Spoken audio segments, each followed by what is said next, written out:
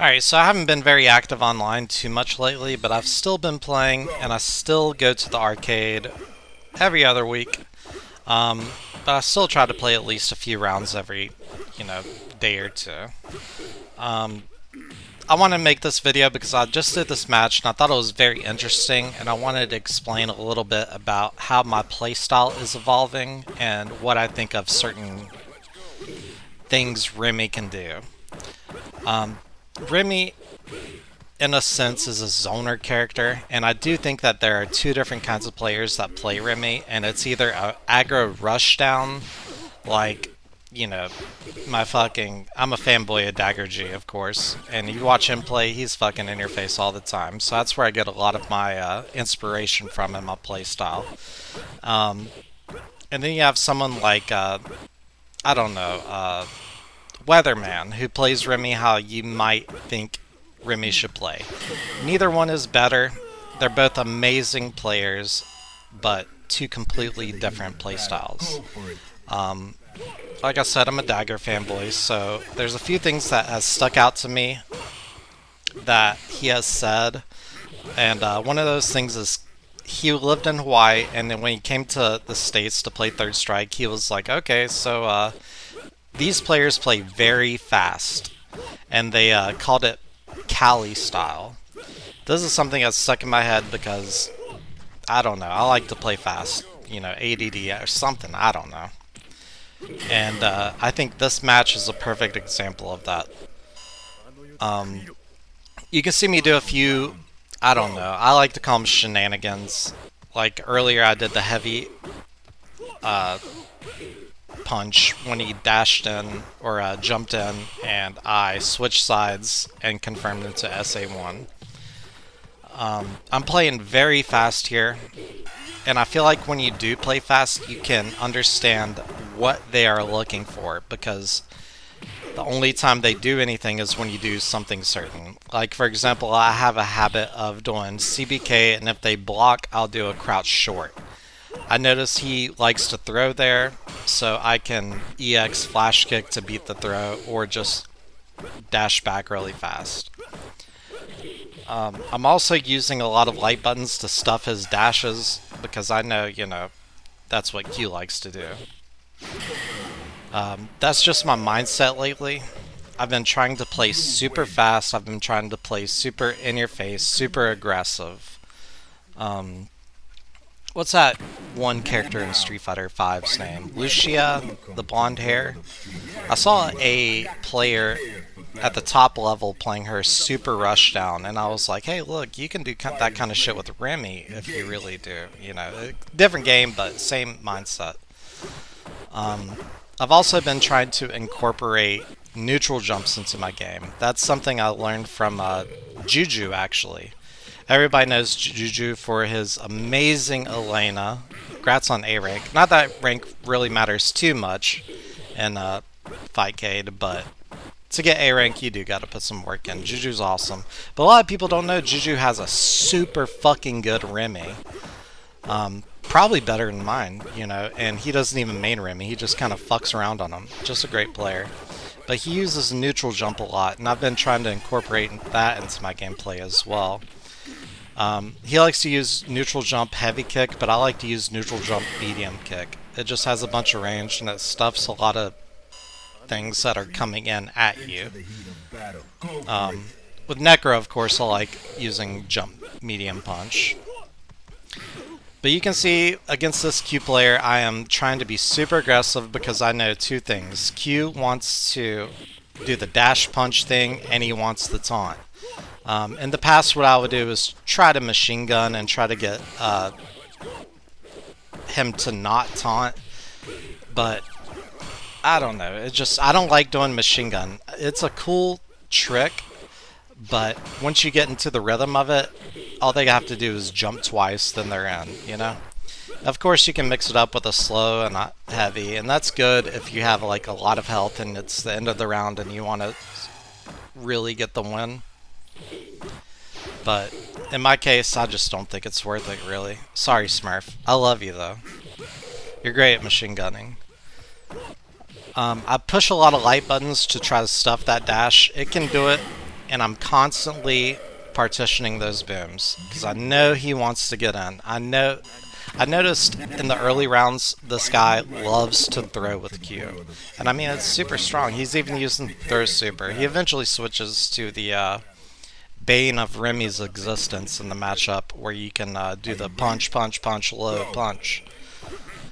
But right now he's just still trying to figure it out. Like, how can I get in on this fucking Remy? This is how can I get in on the zoner character, you know?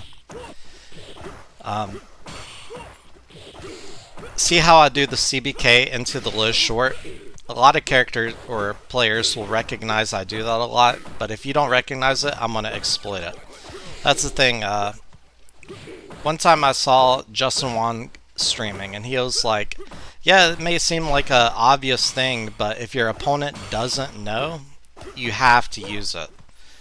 You can't feel any sort of obligation to not be so, I don't know, cheap or whatever.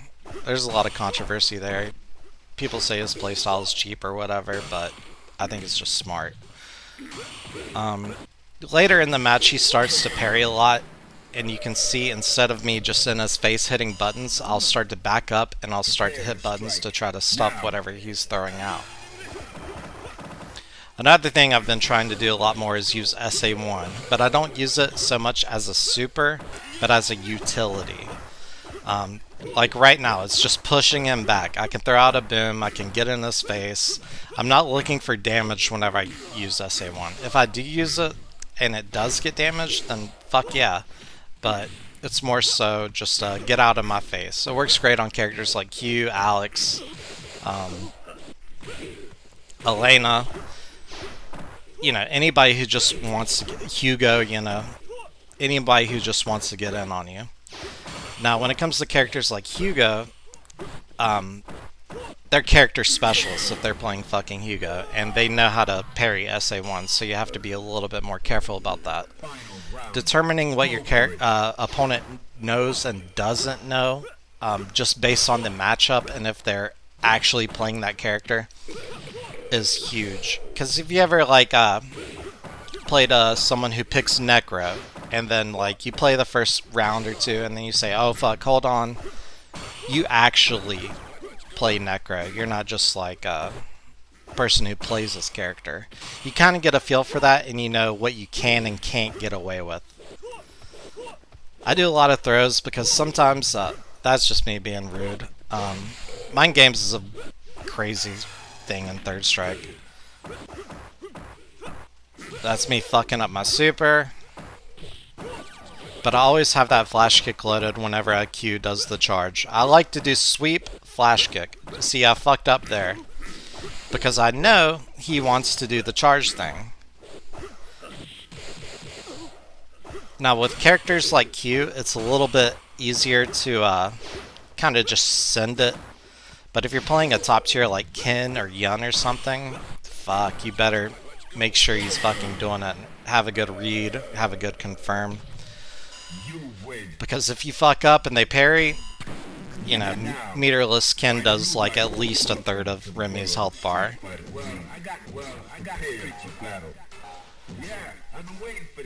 This is where you switch supers, and whenever I start throwing, he's kind of got a rhythm for my booms. In the next match, he really starts to understand my rhythm. Like, this Q is a good player. I'm not making this video about, hey, look at me beating this Q. Like, he's doing great. He really is. It's just, while I was playing, I was like, hey, look, this is a perfect example of my playstyle and how it's evolving. I try not to play too honest. Something a friend of mine said, GK actually, aka GK. God, what's his name online? Is it GK?